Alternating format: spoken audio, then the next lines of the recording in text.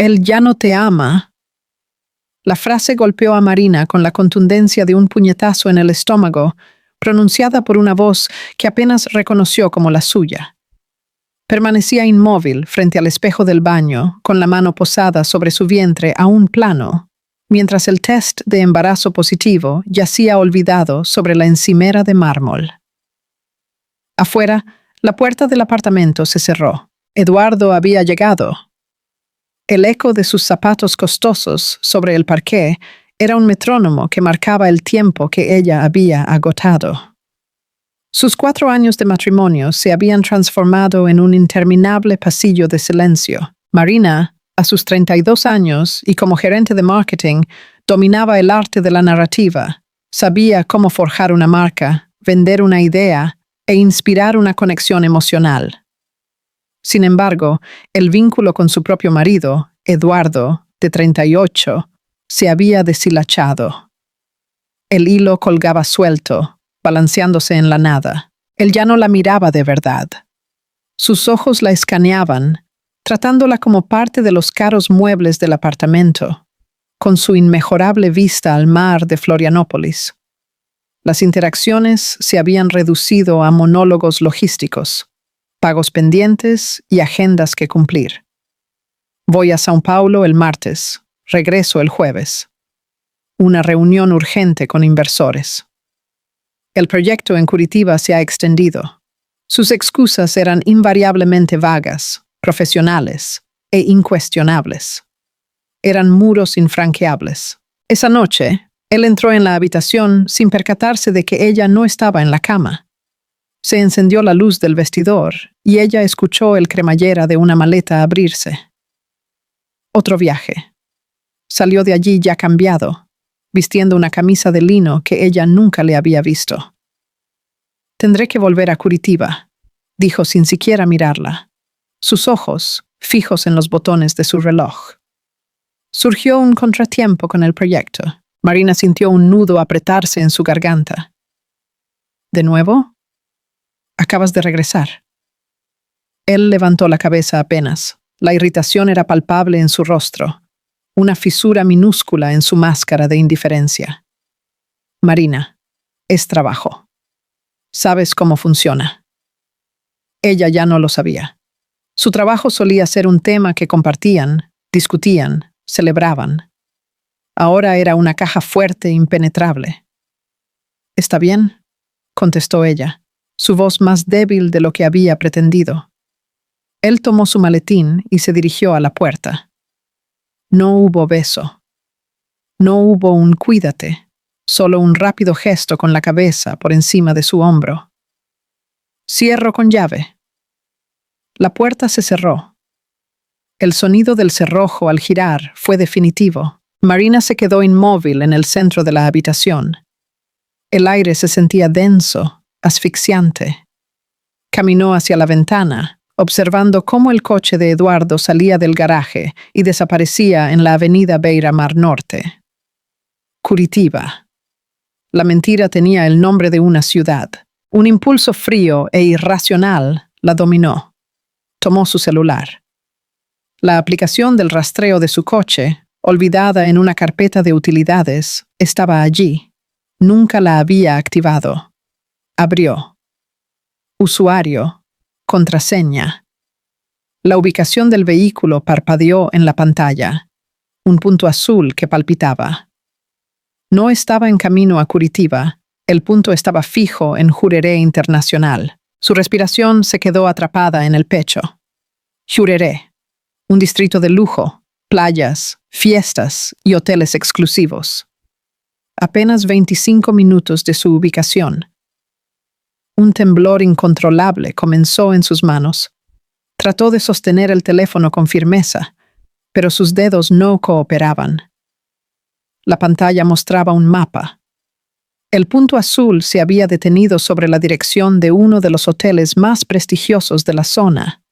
Un lugar donde las cenas valían un salario mínimo y las noches se reservaban con meses de antelación. Ella no razonó, simplemente actuó. Se cambió, se puso un sencillo vestido negro. Agarró las llaves de su propio coche. No había plan. solo una necesidad visceral de verlo, de confirmar lo que su cuerpo ya sabía. Conducir hasta allí fue un desenfoque. Las luces de la ciudad pasaban por las ventanas como trazos de neón. A cada kilómetro, una voz en su cabeza le imploraba que regresara, que no fuera, que dejara la mentira intacta, porque la verdad podría ser insoportable. Pero sus brazos se mantuvieron firmes en el volante, guiando el coche hacia el punto azul en el mapa. Al llegar, estacionó a una distancia prudente. El hotel era imponente, una fortaleza de cristal y luces cálidas. Salió del coche sintiendo sus piernas temblar, como si la gravedad la atrajera al suelo. Respiró hondo. El aire salado de la noche no le ofreció consuelo. Entró en el lobby discretamente. Nadie reparó en ella. Siguió el flujo de gente bien vestida hacia el restaurante. El murmullo era amortiguado. Cubiertos, conversaciones íntimas, una música ambiental que parecía burlarse de su dolor. Y entonces lo vio. Eduardo estaba sentado en una mesa junto a la ventana, con vistas a la piscina iluminada. No estaba solo. La mujer frente a él era joven, sofisticada. Llevaba un vestido rojo que hacía contraste con su piel bronceada. Brazaletes de oro destellaban en su muñeca cada vez que gesticulaba. Reían. La risa de él era fuerte, espontánea, una risa que Marina no escuchaba hacía años. Él levantó su copa de vino, brindando con ella. Y luego extendió su mano sobre la mesa y tomó la de ella. Su pulgar acariciaba el dorso de la mano de la mujer. Un gesto íntimo. Un gesto que una vez fue suyo. En ese instante, el tiempo se detuvo. El sonido del restaurante se desvaneció. Las luces se atenuaron. Todo se redujo a esa imagen. Su marido, el padre del hijo que llevaba dentro, profesando amor a otra persona. Marina no lloró, no gritó. Se quedó petrificada. Una capa de hielo se formó sobre su piel. Sintió su corazón latir lento, un tambor sordo y lejano. Solo observó. Memorizó el rostro de la mujer, la sonrisa de Eduardo, la forma en que él la miraba. Se dio la vuelta. Salió del hotel, paso a paso, la espalda recta. Cada movimiento era deliberado, mecánico. Regresó a su coche, se sentó al volante y permaneció allí, en silencio, mirando la nada. El dolor no llegó en oleadas. Llegó como un peso sólido, anclándose en lo profundo de su pecho. Una carga. Se llevó ese dolor a casa, junto con un bebé cuya existencia él desconocía. Esa noche no durmió. Se sentó en el sillón de la sala, en la oscuridad, esperando el amanecer. Cuando los primeros rayos de luz se filtraron por la ventana, una decisión se había forjado. No sería venganza, sería supervivencia. No armaría un escándalo, iba a investigar. La frialdad que la envolvió en el hotel no se disipó. Al contrario, se apoderó de cada célula de su cuerpo. Se convirtió en su armadura. Durante los días siguientes, Marina operó con precisión quirúrgica. Eduardo llamó, con voz informal. El trabajo aquí es intenso. Quizás deba quedarme hasta el fin de semana.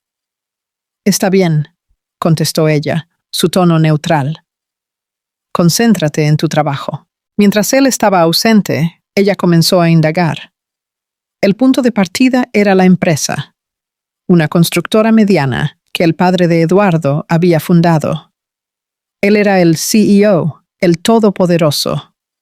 Marina, como gerente de marketing, tenía acceso limitado, pero conocía la estructura. Conocía a la gente. Empezó por lo básico, sus gastos de viaje. No tenía acceso directo, pero sabía quién sí lo tenía. Lucia, de finanzas. Una mujer de unos 50 años, que había estado en la empresa desde sus inicios y sentía un afecto especial por Marina, la invitó a un café. No mencionó la infidelidad. Habló del futuro, del embarazo aún invisible. Expresó su preocupación por las finanzas, ahora que un bebé venía en camino.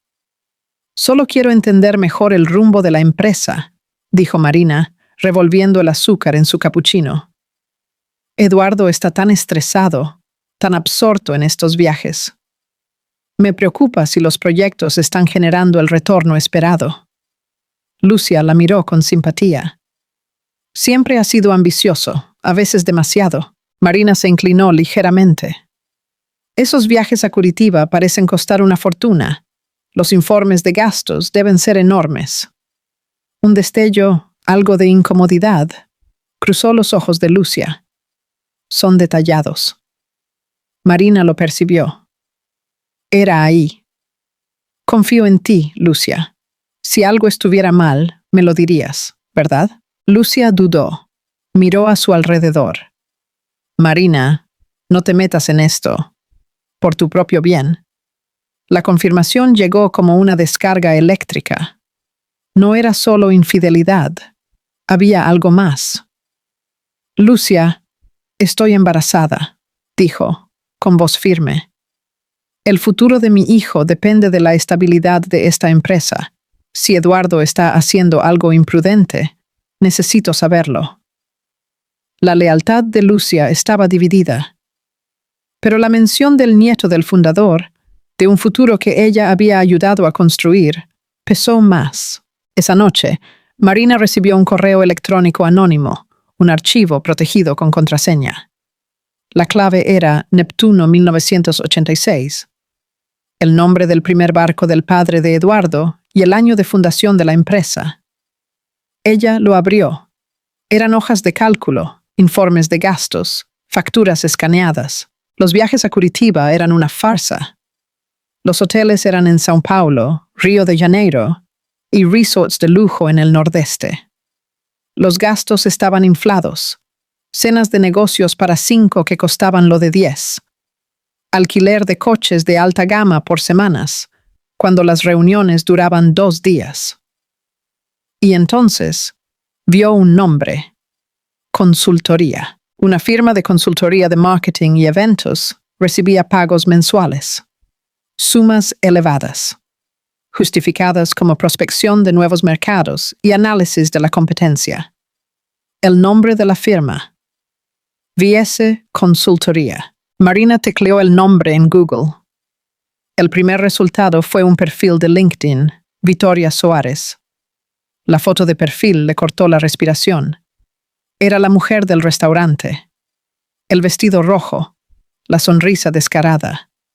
La amante. Su biografía era impresionante. Graduada de las mejores escuelas, con una lista de proyectos exitosos. Pero su empresa, VS Consultoría, había sido registrada hacía solo 6 meses. Y su único cliente visible parecía ser la constructora de Eduardo. No era solo un romance. Era una estratagema. Eduardo no solo estaba engañando a su esposa, estaba desfalcando a su propia empresa, usando los viajes de trabajo para encontrarse con su amante, y a la vez desviando dinero para pagarle a ella a través de una consultoría fantasma. El sobreprecio de los gastos cubría los lujos. La consultoría era su salario. Marina cerró el portátil. La náusea subió, intensa. Corrió al baño. No vomitó. Solo se quedó allí, arrodillada. La cabeza apoyada en la pared fría, su respiración agitada. El hombre con el que se había casado no existía. En su lugar, un extraño, un ladrón, un mentiroso patológico. Alguien que la había subestimado de una manera tan profunda que resultaba surrealista. Él creía que ella era estúpida, una esposa dócil que esperaba en casa, ajena a todo. Se levantó, se lavó la cara con agua helada, miró su reflejo en el espejo. Sus ojos estaban hundidos, pero su expresión era dura, resuelta. No le daría el gusto de verla llorar. No tendría la satisfacción de una confrontación emocional. Ella tenía las pruebas y sabía exactamente qué hacer con ellas. El regreso de Eduardo fue tan anticlimático como su partida. Entró en el apartamento el domingo por la noche, tiró la maleta al suelo y suspiró. Un sonido performático de agotamiento. Semana brutal, anunció a la sala vacía, esperando una simpatía que no llegó. Marina estaba en la cocina, terminando un té. No se giró. Solo el suave tintineo de la cuchara en la porcelana le respondió. Él apareció en el umbral de la cocina, aflojándose la corbata. ¿Ni un hola? Hola, dijo ella, su voz plana, carente de emoción. Se giró y lo encaró. Por primera vez en meses, lo vio de verdad. No como el marido ausente, sino como el hombre de las hojas de cálculo. El hombre del restaurante en Jureré. La camisa de lino, la misma que llevaba al irse, estaba ligeramente arrugada. Su olor era una mezcla de su perfume caro de siempre con algo más. Algo que no pertenecía a su hogar. ¿Sucede algo?, preguntó, su frente fruncida en una falsa preocupación. Estaba tanteando el terreno, tratando de medir su estado de ánimo. No, solo una semana larga, respondió ella, usando sus propias palabras contra él. Pasó a su lado, desviándose para evitar cualquier contacto, y se dirigió al dormitorio. La distancia que ella impuso esa noche fue distinta. Ya no era la distancia herida de antes, era una distancia fría, clínica. Eduardo sintió el cambio en la atmósfera. Intentó un acercamiento en la cama, su mano buscando su cintura bajo el edredón. Marina se movió, dándose la vuelta, creando un abismo de sábanas entre ellos. Su mano quedó suspendida en el aire por un instante antes de retirarse. Él no insistió. El rechazo silencioso era más potente que cualquier discusión. En los días siguientes, Marina vivió una doble vida. Para el mundo y para Eduardo era la misma. Iba al trabajo, asistía a reuniones, sonreía cuando era necesario. Pero por dentro, era una estratega. Pasaba las noches en vela. No por el dolor de la traición, sino por el análisis meticuloso de los datos. Cruzaba las fechas de los viajes con los pagos a la consultoría de Vitoria. Cada factura sobrevalorada era una pieza del rompecabezas. Cada correo electrónico intercambiado entre Eduardo y el departamento financiero, que Lucia continuaba filtrando discretamente, era una confirmación. El esquema era más sofisticado de lo que parecía a primera vista. Eduardo no solo desviaba dinero para la amante. Utilizaba la VS Consultoría para blanquear parte del dinero procedente de acuerdos paralelos con proveedores, inflando presupuestos de obras y recibiendo sobornos que se legalizaban mediante contratos de servicio falsos. La amante no era amante. Era una cómplice, una testaferro en su trama de corrupción. Mientras ensamblaba este dossier silencioso, su cuerpo comenzó a enviar sus propias señales. Una fatiga constante que ella atribuía al estrés. Una aversión repentina al olor a café, su bebida favorita. Y luego, la ausencia. El ciclo que nunca fallaba, ahora se había retrasado.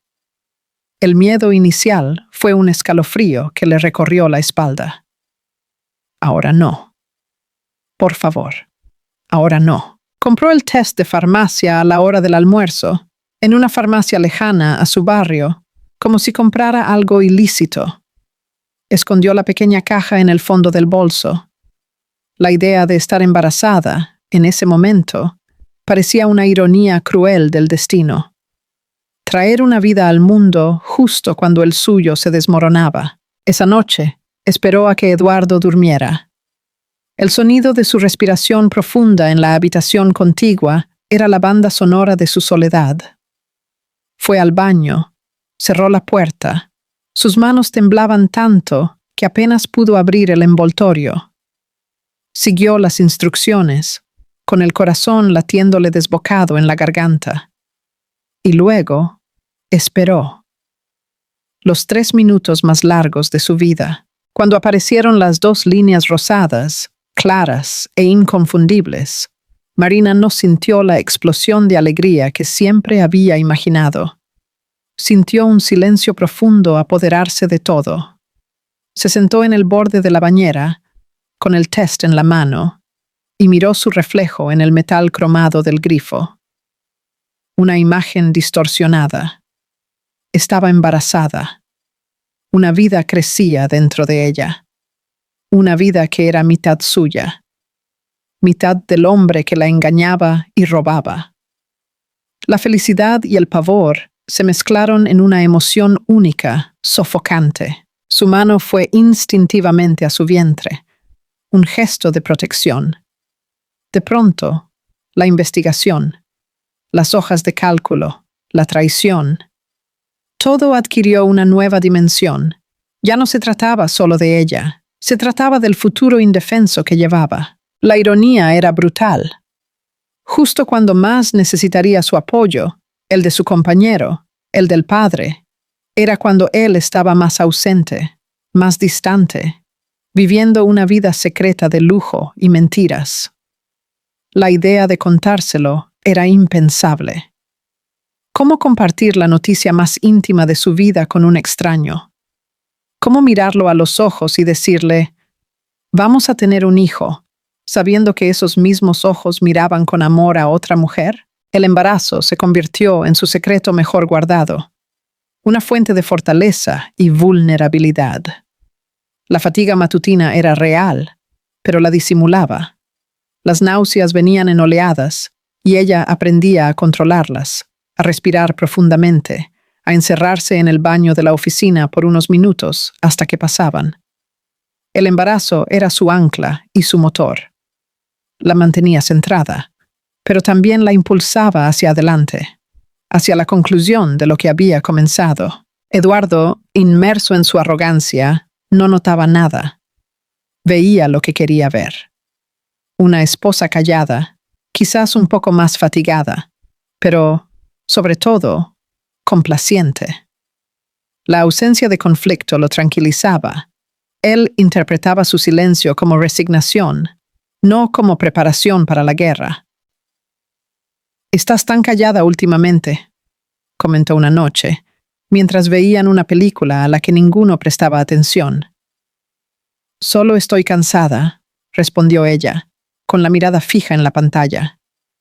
«Quizás deberías tomarte unas vacaciones e ir a un spa. Yo te las pago». La oferta era un gesto de culpa, un intento barato de limpiar su conciencia, una forma de pagarle para que se fuera, para que él pudiera tener la casa para sí. «No hace falta. Estoy bien», dijo ella. Y por primera vez, sintió una punzada de lástima por él. Era tan predecible, tan cegado por su propia astucia, que no podía ver la tormenta que se gestaba justo frente a él. La investigación estaba casi completa. Marina tenía todo. Las hojas de cálculo, las facturas, los contratos de la consultoría, las fechas de los viajes que coincidían con los pagos. Faltaba la pieza final. La prueba irrefutable que ligaría a Eduardo no solo con el fraude, sino con los socios a los que también estaba engañando. La oportunidad surgió de forma inesperada. La empresa celebraría su reunión semestral del consejo. En ella, Eduardo presentaría los resultados, los nuevos proyectos y, por supuesto, los presupuestos para el próximo período.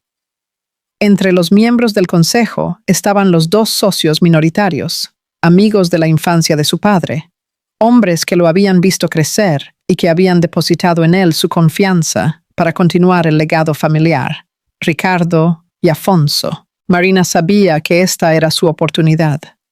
Presentar las pruebas directamente a ellos sería el golpe de gracia.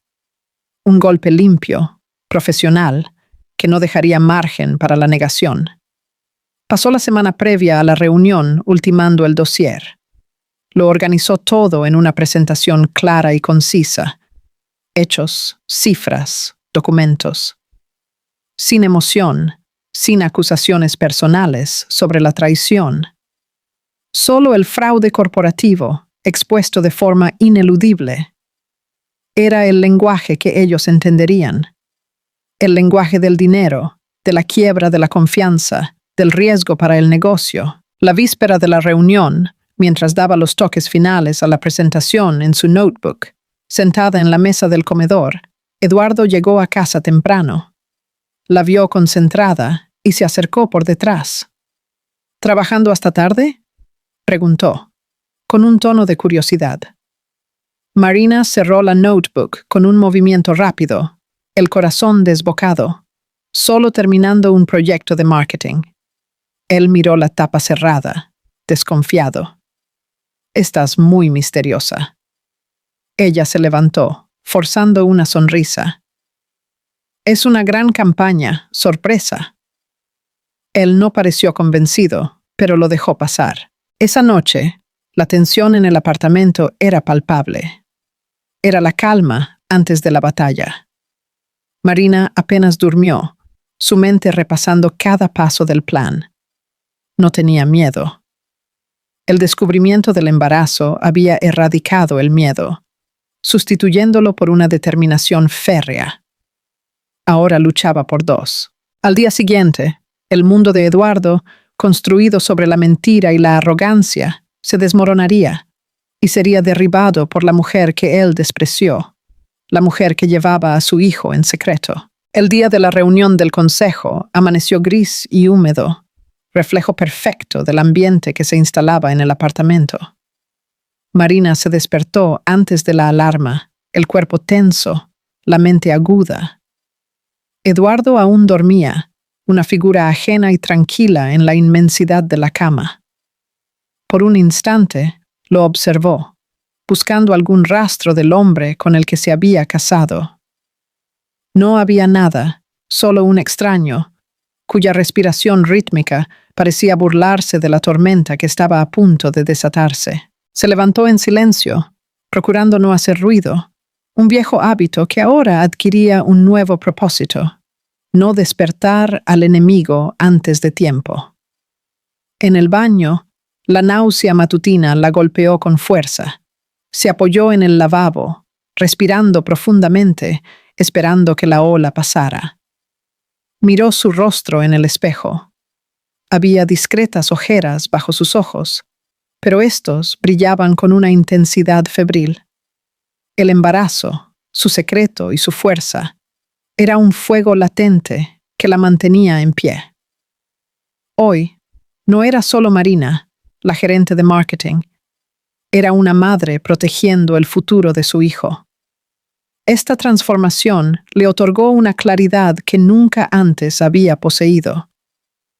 El miedo de la noche anterior se había desvanecido, reemplazado por una calma glacial, una certeza absoluta de lo que debía hacerse. Se vistió con precisión militar, pantalones de sastre negros, una blusa de seda blanca, un blazer impecable, una armadura profesional. El dossier estaba guardado en una memoria USB encriptada dentro de su bolso, una bomba de tiempo esperando el momento justo para detonar. Cuando salió del dormitorio, Eduardo estaba en la cocina, ya de traje, sirviéndose una taza de café. El fuerte aroma de la bebida revolvió el estómago de Marina, pero ella no lo mostró. «Buenos días», dijo él, con su tono de voz ejecutivo ya activado. «Gran día hoy».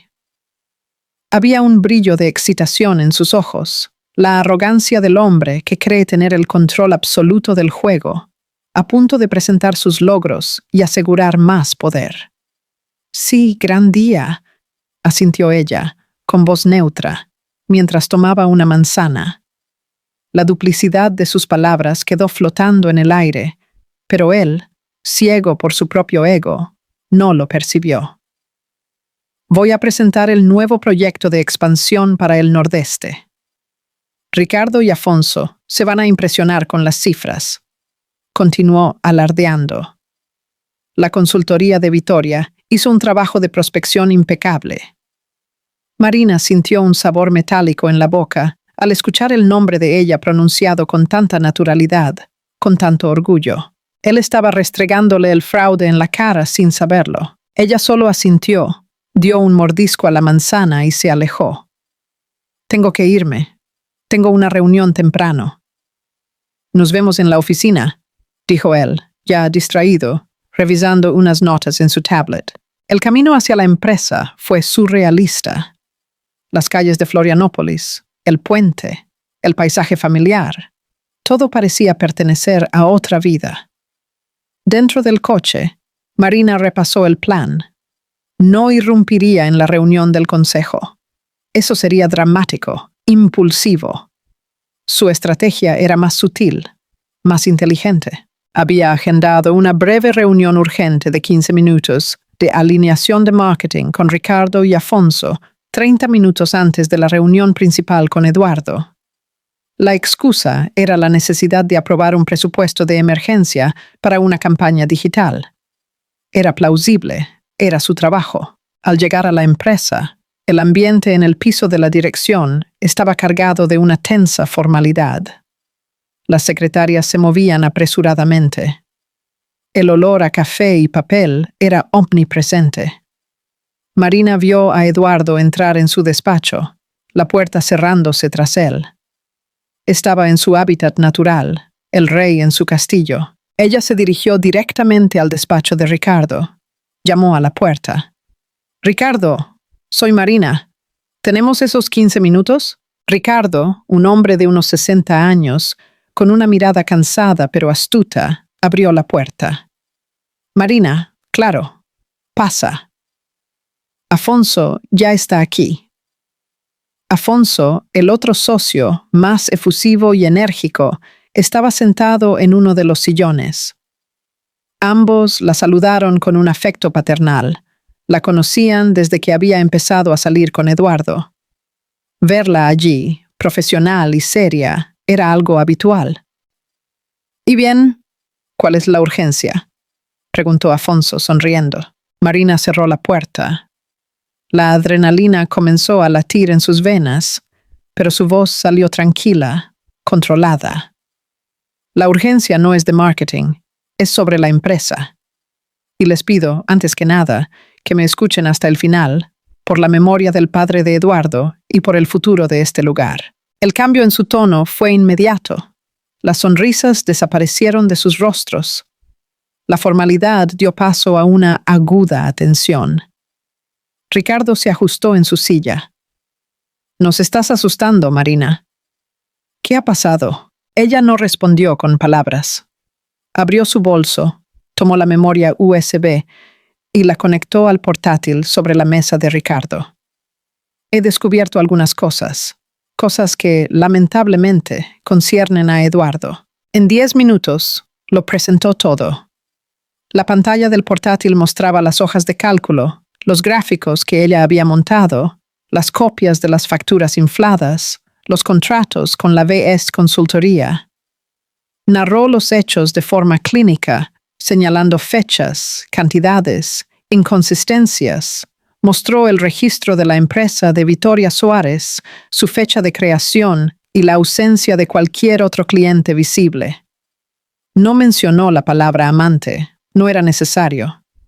La conexión era obvia para el propósito de esa conversación, irrelevante. El crimen era el desvío de fondos, el fraude, el abuso de confianza fiduciaria. Mientras hablaba, el silencio en la sala se hacía cada vez más denso. Los rostros de Ricardo y Afonso pasaron de la preocupación a la incredulidad, y luego a una ira fría y contenida. Ricardo, con el ratón, hacía clic en los archivos, abriendo las facturas, comparándolas con los informes de pago.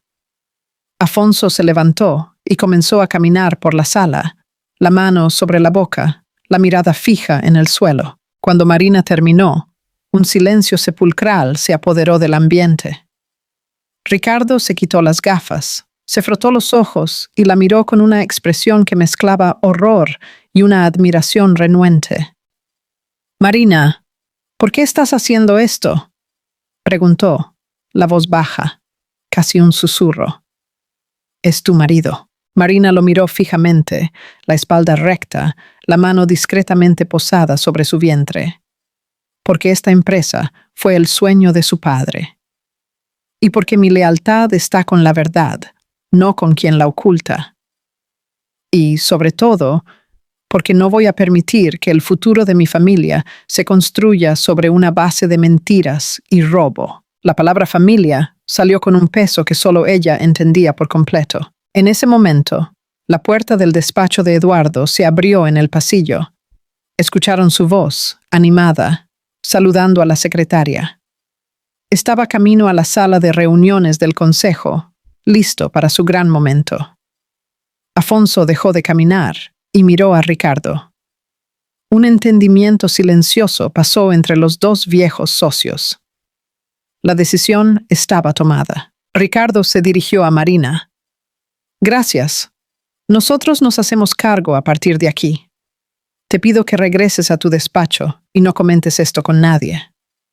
Esto se manejará internamente, de forma discreta». Marina solo asintió, tomó su memoria USB, la guardó en el bolso y se levantó.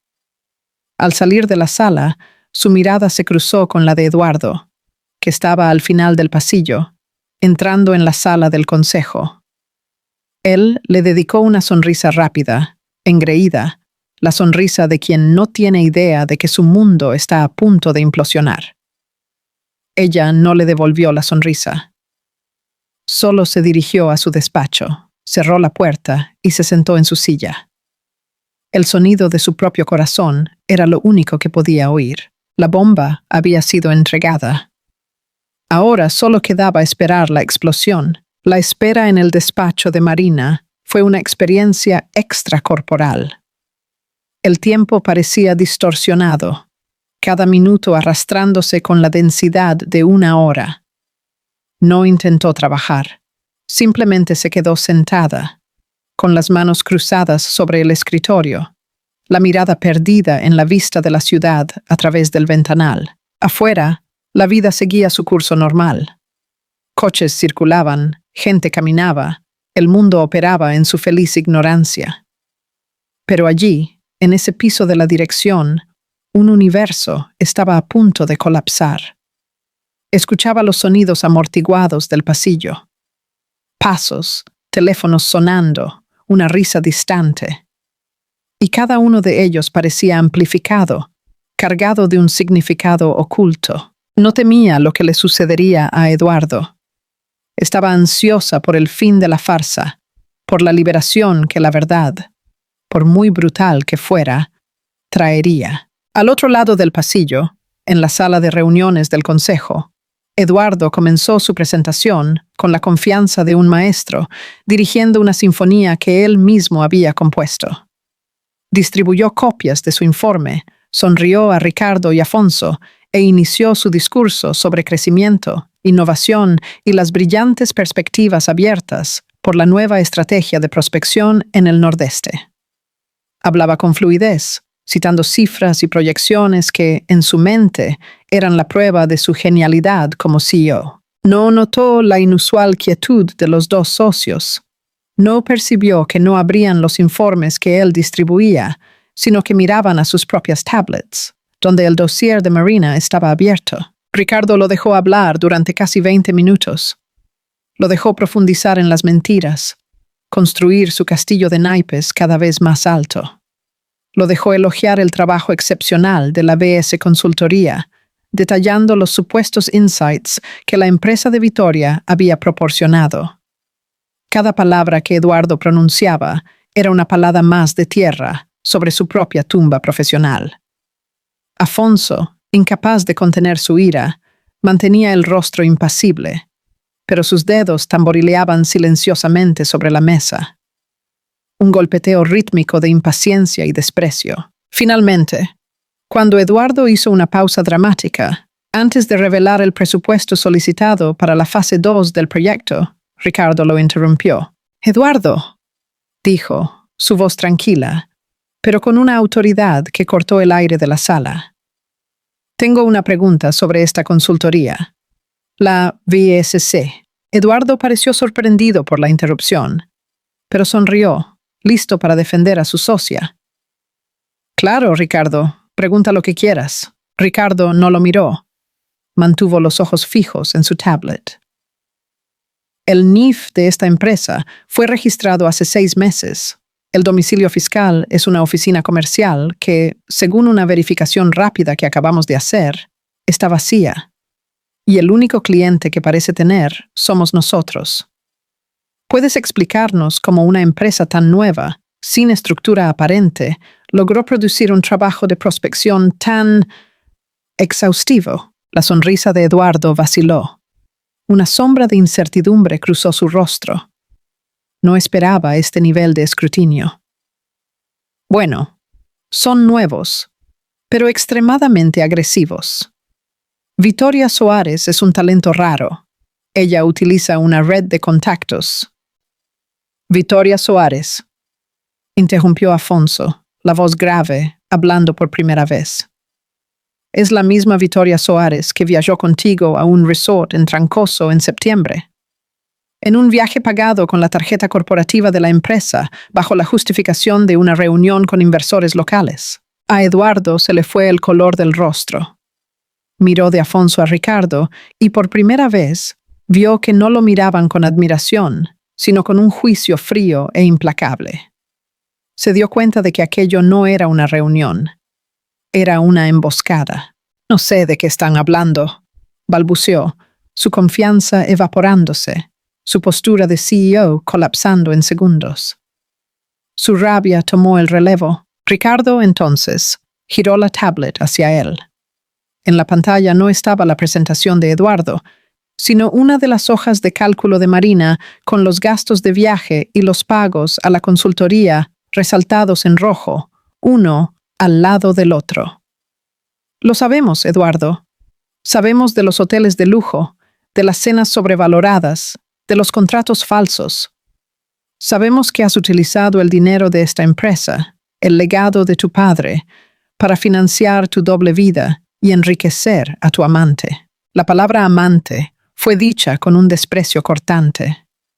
Eduardo se quedó sin aliento, como si hubiera recibido un puñetazo. Miró la pantalla, las pruebas irrefutables, y su cerebro se paralizó. La negación era imposible. ¿Quién?, comenzó a decir con un gruñido. ¿Quién les mostró esto a ustedes? Pensó en Lucia, en finanzas, en algún rival interno. Su mente repasó una lista de sospechosos, pero nunca, ni por un segundo, se detuvo en Marina. Ella era invisible en su ecuación de poder y traición. La fuente no importa, dijo Ricardo, levantándose. Lo que importa es que tu posición como CEO de esta empresa es, a partir de este momento, insostenible. Serás apartado de tus funciones de inmediato, mientras llevamos a cabo una auditoría completa.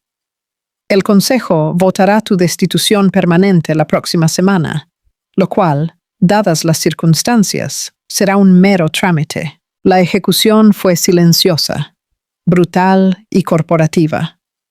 No hubo gritos. Solo la sentencia, pronunciada en el tono frío de los negocios.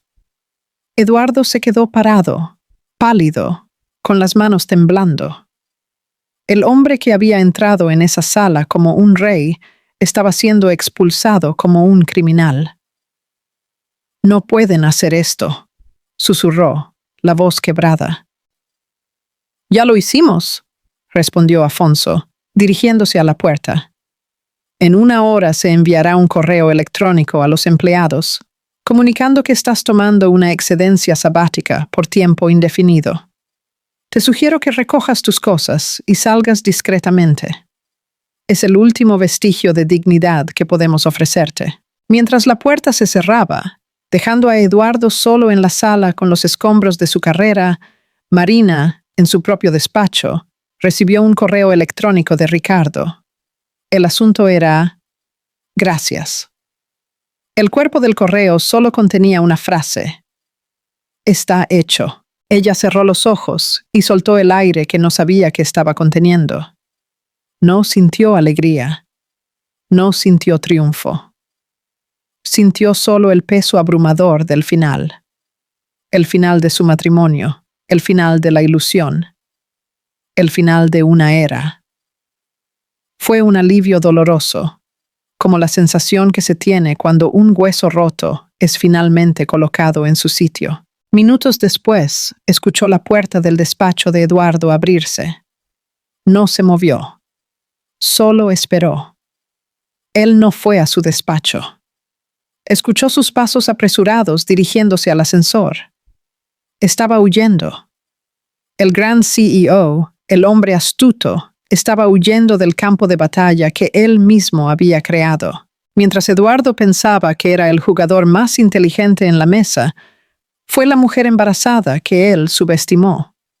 La esposa silenciosa a la que trató como un accesorio. La que derribó todo su imperio de mentiras.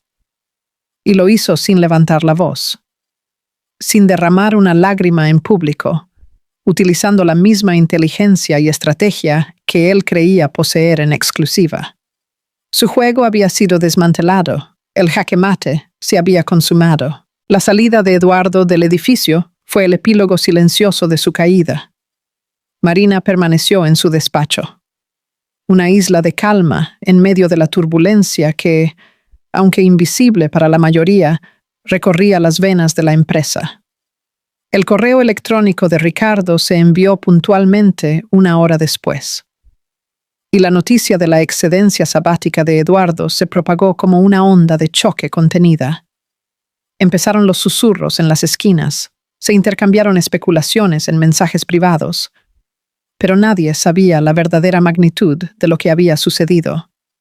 La discreción del consejo fue absoluta.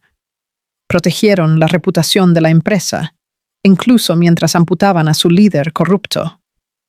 Para el mundo, Eduardo no era un ladrón, era solo un CEO fatigado, tomándose un tiempo para sí mismo. Solo 4 personas en ese edificio sabían la verdad: Ricardo, Afonso, Marina y el propio Eduardo. Esa noche, Marina no regresó al apartamento que una vez llamó hogar. No podía. El espacio estaba contaminado con los recuerdos de la mentira. Cada objeto era un recordatorio de una vida que había sido una farsa. En su lugar, condujo hasta un hotel sencillo y funcional en el centro de la ciudad. Un lugar anónimo donde nadie la conocía. Hizo el check-in, entró en la habitación impersonal y, por primera vez en meses, se permitió sentir el peso de todo. La armadura que la había sostenido por tanto tiempo comenzó a resquebrajarse. Se sentó al borde de la cama. El silencio de la habitación del hotel la envolvió, y la extenuación la golpeó. No era solo cansancio físico, era una fatiga del alma. El resultado de llevar sola la carga de la traición, la investigación y el embarazo. Mientras tanto, Eduardo no fue a casa. Condujo sin rumbo, su cerebro en cortocircuito, intentando procesar la velocidad y la brutalidad de su propia destrucción. La humillación era una bilis caliente en su garganta. Fue despojado de su poder, de su estatus, de su identidad, todo en menos de 30 minutos. Su mente febril buscaba un culpable, un traidor. En medio del caos de su rabia, llamó a la única persona que creía de su lado. Llamó a Vittoria. La conversación no fue como esperaba. Cuando le dijo, con la voz embargada por la furia, que había sido apartado y que su consultoría sería investigada, no hubo palabras de apoyo o lealtad. Hubo un silencio gélido al otro lado de la línea, seguido de una frialdad calculadora. Ese es tu problema, Eduardo.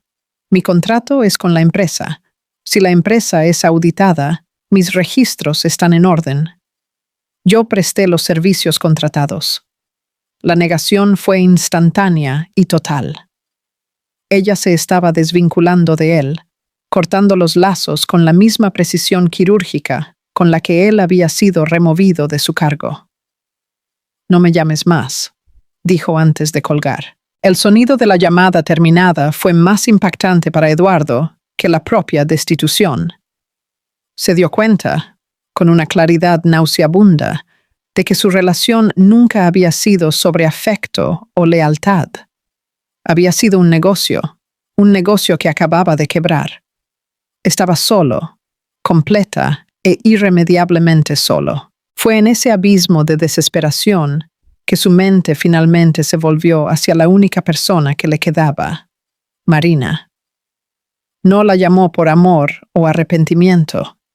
Llamó por hábito, por desesperación, buscando el puerto seguro que él mismo había dinamitado. El teléfono de Marina sonó, el nombre Eduardo brillando en la pantalla. Ella miró el aparato, el corazón latiéndole un poco más rápido. Contestó, pero no dijo nada. «Marina», su voz sonó extraña, rota. «¿Dónde estás? Llegué a casa y no estás». «No estoy en casa», respondió ella, la voz desprovista de emoción. Hubo una pausa. Él esperaba preguntas, preocupación. Solo recibió el vacío. «Me echaron, Marina, Ricardo y Afonso. Me echaron de la empresa». Él confesaba, buscando la simpatía que siempre había recibido. «Lo sé», dijo ella simplemente. El silencio al otro lado de la línea fue profundo. Su cerebro, ya afectado, luchaba por conectar los puntos. ¿Cómo podía saberlo? A menos que... La comprensión lo golpeó no como un rayo, sino como una ola lenta y fría de horror.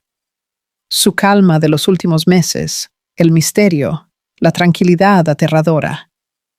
No fue resignación, fue un plan. «Fuiste tú», susurró, la acusación mezclada con una incredulidad atónita. «Fuiste tú quien les contó». «Yo presenté los hechos», corrigió ella, la voz firme como el acero. «Las decisiones fueron de ellos». Él comenzó a gritar, un torrente de acusaciones, de rabia, de autocompasión. La llamó traidora, loca. Dijo que ella había destruido su vida. Marina escuchó todo en silencio, con el teléfono apartado de su oído. Las palabras de él ya no la alcanzaban. Eran solo el sonido de un hombre ahogándose en sus propias elecciones. Cuando finalmente se detuvo, jadeando, ella dijo solo 2 palabras. «Se acabó, Eduardo». Y colgó. Bloqueó su número. En ese momento, el último hilo que la ataba a su antigua vida fue cortado. Al día siguiente, contrató a una abogada de divorcio, una de las mejores de la ciudad. Fue directa y objetiva. Presentó las pruebas del fraude, explicando que esto se usaría no para chantajearlo, sino para asegurar un proceso de divorcio rápido, silencioso e incuestionable. Ella no quería su dinero. Quería su libertad. Fue durante la primera reunión con la abogada que la realidad la golpeó de una nueva manera. La abogada, una mujer pragmática y experimentada, comenzó con las preguntas estándar. ¿Tienen hijos? Marina respiró hondo. Estoy embarazada. La expresión de la abogada se suavizó por un instante. ¿Él lo sabe?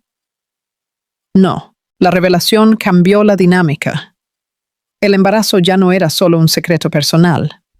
Era un hecho legal, un factor que alteraría completamente el divorcio, la división de bienes, el futuro. La abogada explicó las implicaciones. Pensión, custodia, derechos paternos. Eduardo, a pesar de todo, tendría derechos sobre el niño.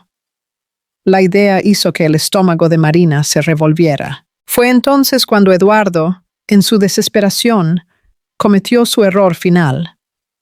Al no poder contactarla, fue a la empresa con la esperanza de encontrarla, de confrontarla. Pero ya le habían negado la entrada. Humillado una vez más, hizo lo único que su mente egocéntrica pudo idear. Intentó usar la emoción como arma.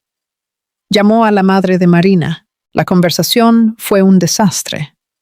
Contó una versión distorsionada de la historia, pintándose como una víctima de una conspiración corporativa y de una esposa fría y distante. Y luego, en un intento de generar simpatía, dijo la frase que sellaría su destino. Ni siquiera sé qué hice mal. Le di todo. Una buena vida. Y ahora me abandona. Quizás sea mejor así. Nunca tuvimos hijos. No hay nada que nos ate. La madre de Marina, que sabía del embarazo desde el principio y había sido el único apoyo silencioso de su hija, sintió una furia glacial. Después de colgar el teléfono, llamó a Marina y le contó lo que él había dicho. Para Marina, esa frase fue la confirmación final. No hay nada que nos ate. Él había borrado la posibilidad de un hijo, la mayor conexión que podrían tener, con la misma facilidad con que firmaba una factura falsa. En ese momento, ella supo que no había vuelta atrás, ni conversaciones, ni posibilidad de redención. Llamó a su abogada. Quiero el divorcio firmado lo más rápido posible, y quiero la custodia exclusiva. Usa lo que sea necesario. La noticia del embarazo llegó a Eduardo de la forma más fría e impersonal posible, a través de una notificación oficial de su propia abogada, como parte del proceso de divorcio. El documento legal, con sus palabras formales y cláusulas numeradas, informaba sobre la gestación y la solicitud de Marina por la custodia unilateral, citando conducta moral y financiera inapropiada como base para la acción. Cuando Eduardo leyó aquellas palabras, la solicitante se encuentra en estado de gestación. El suelo desapareció bajo sus pies. Un hijo. Iba a tener un hijo. La información no vino de los labios de su esposa en un momento de intimidad y alegría, sino de un trozo de papel timbrado que también anunciaba el fin de su matrimonio y el inicio de una batalla legal. Se derrumbó. No fue la pérdida de la empresa, ni la humillación pública, ni el abandono de la amante. Fue la noticia del niño, el niño que él nunca supo que existía. La vida que estaba a punto de perder antes de saber que la tenía. El peso de todas sus acciones, de todos sus errores, cayó sobre él de golpe. Lloró. Lloró con la fuerza de un hombre que lo había perdido todo, pero que solo ahora se daba cuenta de lo que realmente importaba. El colapso de Eduardo no fue un evento único, sino un proceso lento y agonizante. La noticia del embarazo, entregada por la frialdad de un documento legal, fue el catalizador que disolvió el último vestigio de su arrogancia. Intentó llamar a Marina decenas de veces, desde diferentes teléfonos, pero ella no contestó. Envió correos electrónicos largos y desesperados, una mezcla confusa de súplicas de perdón, acusaciones y promesas de cambio.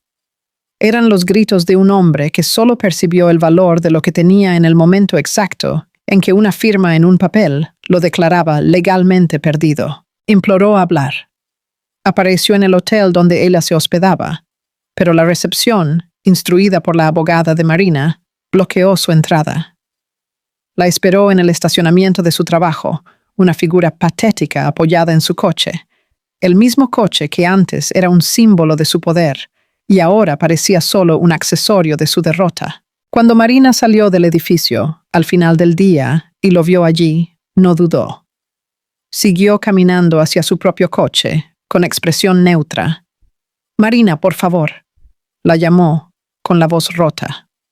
Corrió hacia ella.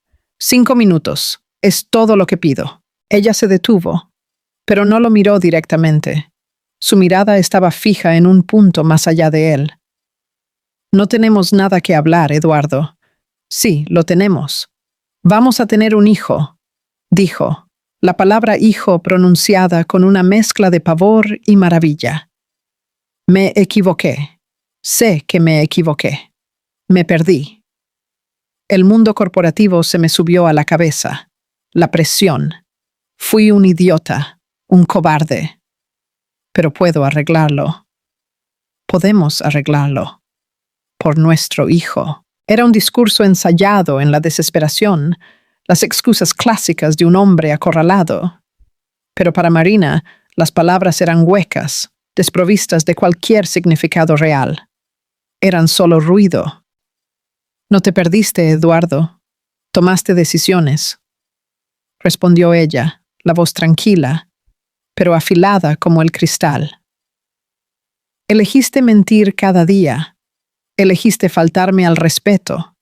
Elegiste robar a la empresa que tu padre construyó. Y elegiste hacer todo eso mientras yo llevaba a nuestro hijo. Eso no fue un desvío. Fueron decisiones. Su rostro se contrajo de dolor. Me arrepiento. Juro que me arrepiento. Te amo. La declaración de amor, dicha en ese momento, fue la ofensa final. Era tan falsa como las facturas que él había firmado. No, dijo ella, finalmente mirándolo a los ojos. Y él vio que no había rabia en ellos, no había resentimiento, había solo un vacío, el espacio dejado por un sentimiento que había muerto. Tú no me amas, amas la idea de tenerme, amas la estabilidad que yo representaba, y ahora tienes miedo de perder a tu hijo. Pero eso no es amor, es egoísmo. Se dio la vuelta para marcharse, pero él le sujetó el brazo. El tacto fue repulsivo. Ella retiró el brazo con una fuerza que lo sorprendió. «No me toques», ordenó, la voz baja, pero cargada de una autoridad inquebrantable. En ese momento, Ricardo y Afonso, saliendo del edificio, presenciaron la escena. Afonso comenzó a caminar hacia ellos, el rostro cerrado en una expresión protectora. Pero Ricardo lo detuvo por el brazo, negando con la cabeza. Esa era la batalla de Marina. Ella entró en su coche y arrancó. Eduardo se quedó inmóvil, observándola alejarse, su figura desapareciendo en el tráfico del atardecer. Era demasiado tarde. El perdón que buscaba era una moneda que ya no tenía valor. En las semanas siguientes, se firmó el divorcio. Marina ya se había mudado a un nuevo apartamento. Un lugar más pequeño, más luminoso, que ella decoró desde cero. Un espacio que era solo suyo y de su futuro hijo. Mientras tanto, la auditoría en la empresa reveló la extensión completa de los fraudes de Eduardo. Para evitar un escándalo público que manchara el nombre de la familia y de la empresa, Ricardo y Afonso llegaron a un acuerdo. Eduardo renunciaría a todas sus acciones y a cualquier participación en los beneficios, a cambio del silencio del consejo sobre los verdaderos motivos de su salida.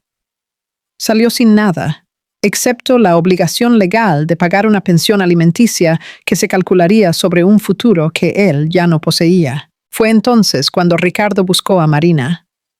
La invitó a una reunión y, con Afonso a su lado, le hizo una propuesta inesperada. «Marina, hemos visto lo que hiciste», dijo Ricardo, con tono formal pero respetuoso. «Tu inteligencia, tu valentía y, sobre todo, tu integridad, incluso bajo una presión inimaginable, son cualidades raras.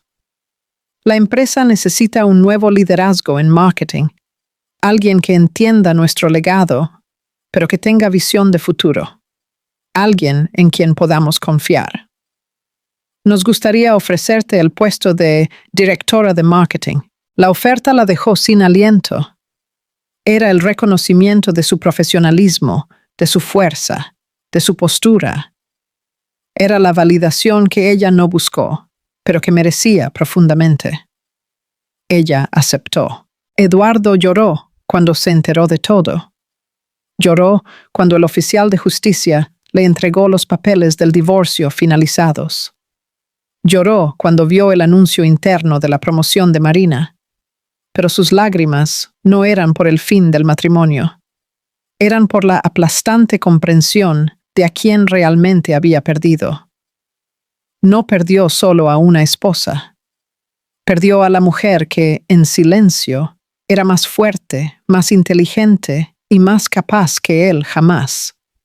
La socia que debió haber valorado, pero que prefirió subestimar.